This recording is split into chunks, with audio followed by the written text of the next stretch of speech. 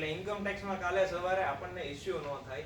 ઘણી બધી વસ્તુ કેશમાં એલિજિબલ છે, પણ ધીમે ધીમે એ લોકો બધું જ બેન્કિંગ ચેનલથી થાય એવી વોચ રાખે છે.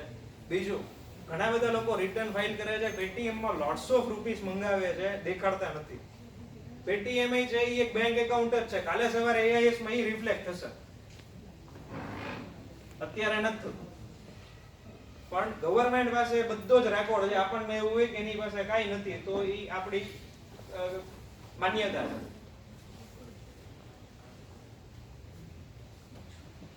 એટલે આ બધા એટીસી ના ડિડક્શન્સ છે. એટીડી એટલે મેડિક્લેમ. દરેક વ્યક્તિએ પોતાનો મેડિક્લેમ લગભગ કોરોના પછી તો નહીં હોય તો બધાએ લઈ લીધો છે. સેલ્ફ એન્ડ ફેમિલીમાં 25,000 સુધીનું મેડિક્લેમ એલિજિબલ છે. એચયુએફ માં 25,000 સુધી છે. એચયુએફ ના મેમ્બરને માટે તમે કોઈ મેડિકલ એક્સપેન્ડિચર કે મેડિક્લેમ કરેલું હોય, વેરી સિનિયર સિટીઝન, એની માટે 50,000 રૂપિયા છે. જ્યારે એને કોઈ મેડિક્લેમ પોલિસી અવેલેબલ ન હોય એની માટે જ છે. આ બધા કરતા વધારાનું પ્રોવિઝન નીચે 5,000 વાળું છે. પ્રિવેન્ટિવ હેલ્થ ચેકઅપ, આ બધા કરતા એડિશનલ 5,000 નો એક બીજું ડિડક્શન મળે છે.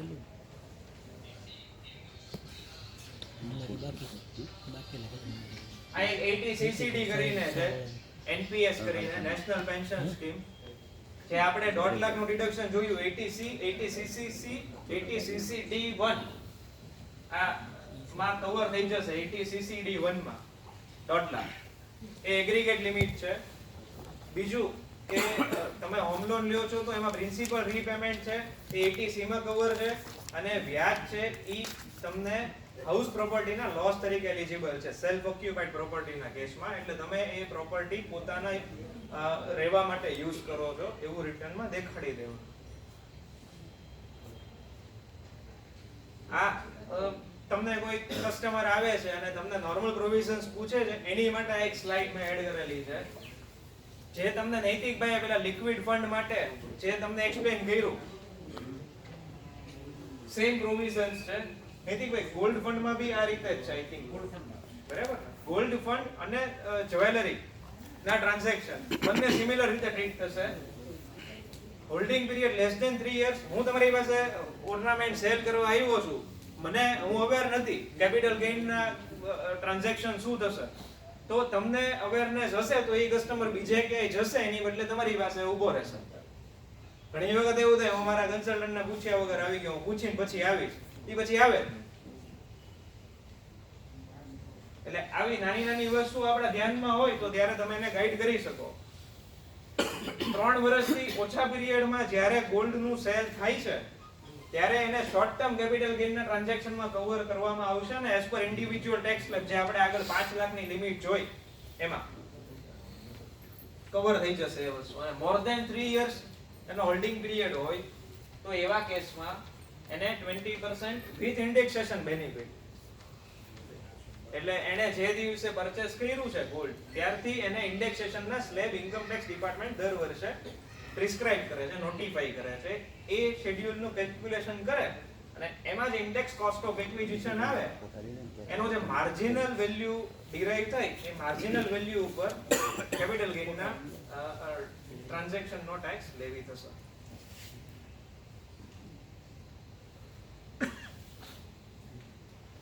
બીજું તમને એક એડ કરી દઉં ખાલી. તમે લોકો સમજો કે હું તમારાથી આવ્યો છું ઓર્નામેન્ટ્સ પરચેસ કરવા અને 3 લાખ રૂપિયાની કેશ લઈને આવ્યો છું, તો લેશો તમે? કેમ નહીં લે?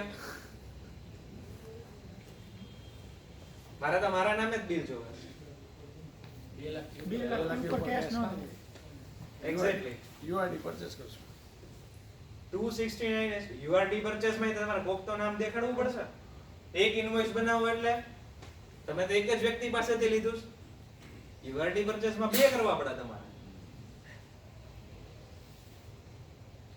ક્યાં તો અમાર એકબર એન્ટ્રી 3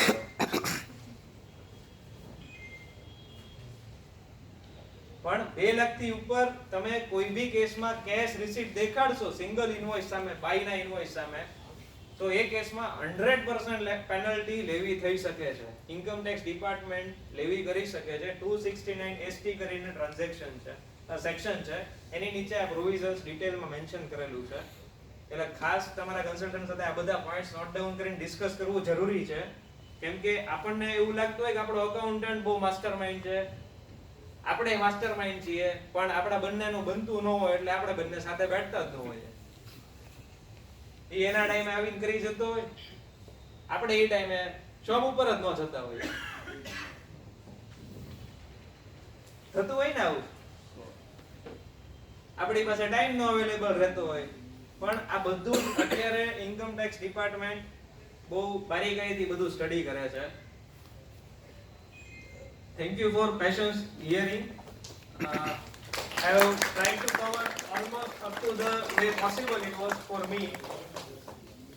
તમારા નોર્મલ ટ્રાન્ઝેક્શન્સ માં જે બી ટ્રાન્ઝેક્શન્સ કવર થતા હોય અને તમને લોકોને યુઝફુલ થાય એ દરેક વસ્તુ અમે કવર કરવાની અટેમ્પ્ટ કરી હતી.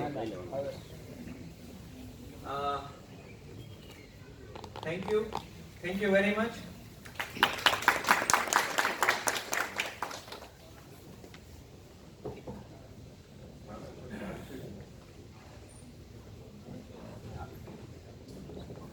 હેલો, આપણે પ્રતિકભાઈને કહેશું કે એમનું ઇન્ટ્રોડક્શન પણ સાથે આપી દે. આપણને આજે આટલી બધી સરસ માહિતી આપી છે, તો એમનું ઇન્ટ્રોડક્શન પ્લીઝ સર. એકચ્યુઅલી મેં ચાર્ટર્ડ એકાઉન્ટન્ટ 2011 માં કમ્પ્લીટ કર્યું અને હું 11 years થી પોસ્ટ ક્વોલિફિકેશન એક્સપિરિયન્સ ધરાવું છું. GST માં મારું સ્પેશિયલાઇઝ ફિલ્ડ છે અને બિઝનેસના કોઈ બી એડવાઇઝરી પોઈન્ટ ઓફ વ્યૂઝ છે એ દરેક ક્લાયન્ટ સાથે શેર કરવા, ડિસ્કસ કરવા એ મારો શોખ છે, પ્રોફેશન છે. એટલે અને એમને ઇન્કમ ટેક્સ છે, GST છે કે ફંડ રેઝિંગ છે, બેંક ફાઇનાન્સ છે, દરેક પ્રકારની સર્વિસીસ પ્રોવાઈડ કરું છું. નૈતિકભાઈ મારા ખાસ ફ્રેન્ડ છે, પ્લસમાં મારા વર્ષોથી ક્લાયન્ટ છે. અને એકચ્યુઅલી મને આ બધી કોઈ સ્પીચનો એક્સપિરિયન્સ નથી, પણ નૈતિકભાઈનો 4 દિવસ પહેલા કોલ આવ્યો અને મને એમણે કીધું કે તમારે સ્પીચ આપવાની છે. મેં કીધું વાંધો નહીં. મને ખબર નથી હું કેવું બોલ્યો, કે કદાચ ખરાબ બોલ્યો તો માફ કરજો, બટ આઈ થિંક તમને લોકોને ઘણી બધી એસેન્શિયલ ઇન્ફોર્મેશન્સ મળી હશે તમારા રૂટીન એક્ટિવ. યસ, મારે ખાસ એવું પૂછવાનું, તમે એવું કીધું આઈટીસી માં સ્કૂલ ફી પહોંચ જે હોય એ રાખી મૂકવાની. હવે લેટેસ્ટ હમણાં 1 મહિના પહેલા મેં મારા બાળકને સ્કૂલમાં બેસાડ્યો. સ્કૂલે એવું કીધું કે 30,000 રૂપિયા ફી થશે, તમને પહોંચ મળશે 15,000. સરસ. આપણે કાઈ નો કીધું એમને સામે. સાંભળો, હું સામે કે તો એમ કે તો બીજી સ્કૂલમાં રહ્યા છે, બરોબર. અને ઈ જ બીજો એવો દાખલો હતો કે અત્યારે કોઈ પણ ડોક્ટર છે ભાવનગર કે ગમે ત્યાં કેસમાં છે, પૈસા લે છે. ઇવન તમારો વીમો હોય તો વાત અલગ છે, તો એ લોકો બિલ વધારે બનાવીને તમને આપવાના છે. બાકી તમે એમને ઓપરેશન કરાવવા જાઓ કેસમાં 50,000 લે, કોઈ બેંક થ્રુ કે એવી રીતે લેતું નથી. એનું કોઈ પ્રોવિઝન આમાં ગવર્નમેન્ટે નાખેલું છે? આ ડોક્ટર માટે એક ક્લેરિફિકેશન આપેલું હતું વચ્ચે. એ મારે એક્ઝેક્ટલી કેસ સ્પેસિફિક રિફર કરવું પડશે, પણ એ તમે કોઈ બી આવો કેસ આવે ને ત્યારે બધી હોસ્પિટલો તમને પ્રોવિઝન બી શેર કરશે ત્યારે કેસમાં રહેતી હોય. બાકી તમારા કરતા એ લોકોને 269 ST નો તો ડર હોય ને. કોઈને ડર નથી સાહેબ. ના, ના, ડોક્ટર તો કોઈને ડર નથી. તો એ એકાઉન્ટમાં જ નથી નાખતા. તમે સમજી લ્યો, એને ડર નથી તો એ એકાઉન્ટમાં નથી બે નાખતા. નંબરના પૈસા હોય 2 નંબરમાં જ જવાના છે. તો એ એકાઉન્ટમાં નથી અને નાખતા. સ્કૂલમાં એવું જ છે. સ્કૂલમાં મને જે એક્સપિરિયન્સ છે, મારો સન હજી 5મા ધોરણમાં છે. જો by not taking any schools ને બરાબર છે. એટલે હું સ્કૂલ તો નામ ન લઈ મને શકાય ને, કારણ મને કે ખ્યાલ છે સ્કૂલમાં હોય બાકી એટલે. બાકી સારામાં સારી સ્કૂલ 100% ફીસ ને રિસીટ બી આપે જ છે. આપે છે ને નૈતિકભાઈ? પૂરી નથી આપતા. પૂરી મારી પૂરી નથી daughter આપતા. જ્યાં ભણે છે ને એ સ્કૂલ આપે છે 100%. ઉમર જ્યોતિમાં મારી ડોટર ભણે છે એમાં આપે છે.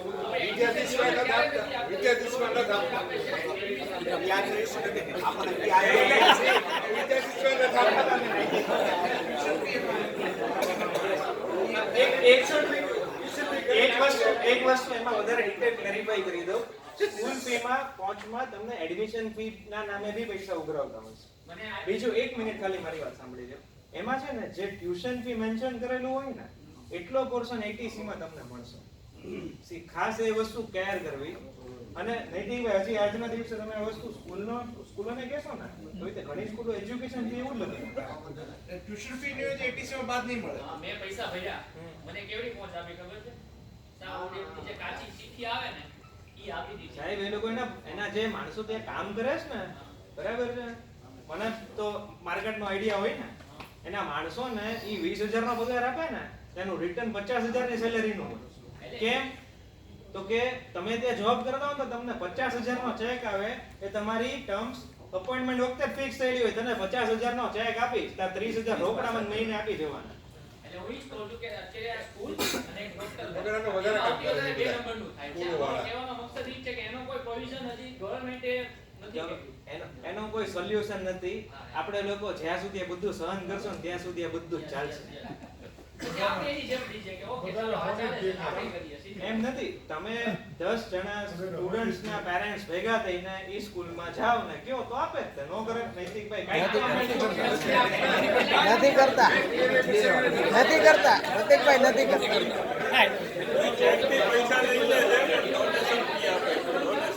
પ્રતિકભાઈ એક મિનિટ આજે પ્રોબ્લેમ છે ને એ બહુ સાચો છે. આપણે પ્રશ્ન સાચો કર્યો. હમણાં મારા ભત્રીજાએ તે એની સ્કૂલનું કામ ભૂલી ગયો. ફી ભરવા ગયા એટલે 30% ની તે કીધું કે પોત તમને મળશે, બાકીના પૈસા હવે ઓલાએ કીધું કે હું તો પૈસા તો